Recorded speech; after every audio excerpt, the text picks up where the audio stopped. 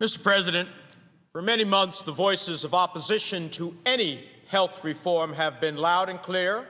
They have been shouted at town hall meetings and heard in debates in this chamber. All too often, we have heard shrill voices raised in anger from those who are either misinformed or who would choose the status quo that benefits insurers at the expense of families. For too long, those voices have gone unanswered. Mr. President, the Patient Protection and Affordable Care Act we are about to consider is our answer. And it is loud and it is clear. It is thoughtful and historic. And once again, like so many other pieces of landmark legislation in the last century, it is a product of this side of the aisle. Those who have chosen to block any attempt at health care reform this year are on the wrong side of history, just as those who came before them had one response to every landmark piece of legislation for the last 80 years. Their response has been a resounding no. They told us it's not good for business, it's socialism, it stifles free market forces, that it's too much and it goes too far. Mr. President, we have heard the same fear-mongering and innuendo since the New Deal. There are those who raised the specter of socialism then and said no to Social Security. They said no to unemployment insurance when President Roosevelt proposed it as part of the Social Security Act. They said no when John Kennedy and Lyndon Johnson fought for Medicare. No to the Civil Rights Act. No to the Voting Rights Act. No to the Clean Air and Clean Water Act. They said no to job programs, no to increasing unemployment insurance when people needed it the most. They have said no to government oversight of polluters who poisoned our land with toxic waste, and then they said no to cleaning it up. They have been on the wrong side of history for almost a century on every major piece of legislation that has leveled the playing field for average Americans. And they are on the wrong side of history once again. All we hear from the other side of the aisle is the dim echo of the past with no plan for the future. Madam President, Americans are tired of the naysayers, tired of the shrill voices of no when so much is at stake. It's time to say yes. Time to say yes to stopping greedy insurance companies from standing between doctor and patients. Time to say yes to ending medical decisions based on risk management and the bottom line rather than on saving people's lives. This historic legislation, like so many other pieces of legislation debated on this floor, is about people, their lives, their hopes, their health, their dreams for a better life for themselves and their families. We can be proud of this legislation, and I know when the dust settles and the provisions of this bill becomes clear, America will be proud of it as well. This landmark reform legislation includes state-based exchanges, creating a fair, open, competitive marketplace for affordable health coverage.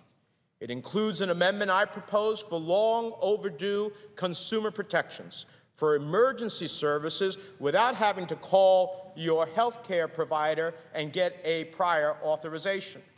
It requires insurance plans to provide behavioral health treatments, such as those children who face the challenges of autism, as part of the minimum benefit standard. It encouraged investments in new therapies to prevent, diagnose, and treat acute and chronic disease with a tax credit for innovative biotechnology research. It ensures that minor children qualify as exchange eligible, and it provides for the availability of child-only health insurance coverage in the exchanges. It stops insurance companies from denying coverage for some pre-existing condition, some pre-existing health status, or gender. And it ends the medical benefit shell game that insurers have played with people's lives. Mr. President, as soon as this bill passes and the President signs it into law, 1.3 million seniors in New Jersey will receive free preventive care like colonoscopies or any other recommended preventive service. 227,000 New Jersey seniors would have their brand-name drug costs in Medicare Part D cut in half. 854,000 New Jerseyans will qualify for tax credits to help them buy health insurance and ease the burden of premiums, deductibles, and co-payments. 107,000 small businesses in New Jersey could get a small business tax credit up to 50% of premiums. And health care reform will end the hidden tax that gets passed along with the $1.1 billion spent on uncompensated care in New Jersey. It will provide portability, security, and choice to the health insurance exchange for 1.5 million New Jersey residents who don't have health insurance at all. The bottom line is that Senator Reid's merge bill helps New Jersey and it helps America. It is fair, balanced, and fixes a badly broken system.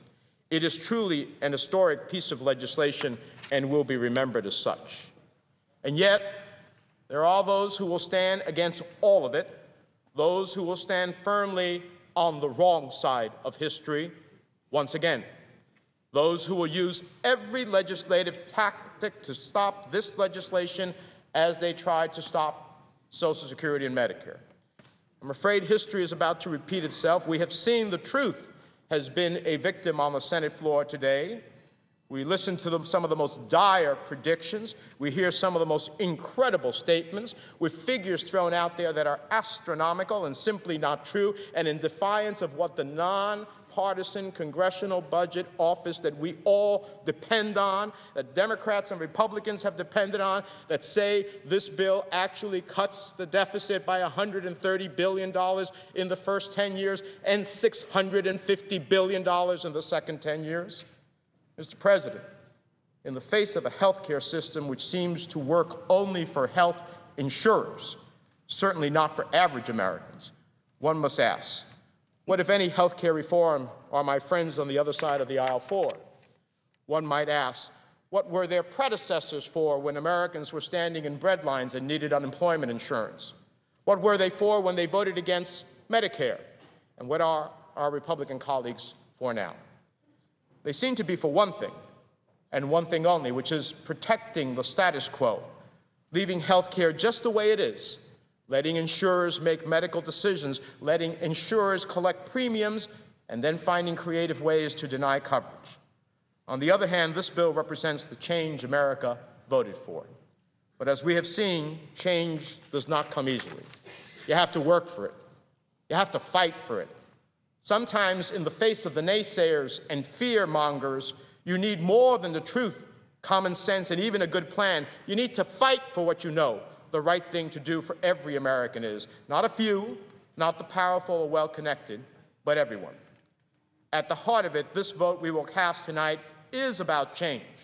And we can see how hard, real, honest, common-sense change is. But we must ask ourselves, do we continue to be the agents of change? Or do we stand with the status quo that discriminates against hardworking Americans who are denied health coverage because of pre-existing conditions? Do we continue to be agents of change, or do we stand with the status quo and deny coverage to women when they are pregnant? Do we continue to be agents of change, however hard it may be, or do we continue to deny millions of Americans access to quality, affordable care? Mr. President, history calls on us to stand up on rare occasions for what is fair and just and right for the American people. This is one of those occasions. It requires more than parliamentary maneuvers to slow the process. It requires more than voices raised under the banner of free market values at the expense of fundamental human values. It requires doing what's right for the American people. And only then will we find ourselves on the right side of history. That's what this vote is about. With that, Mr. President, I yield the floor.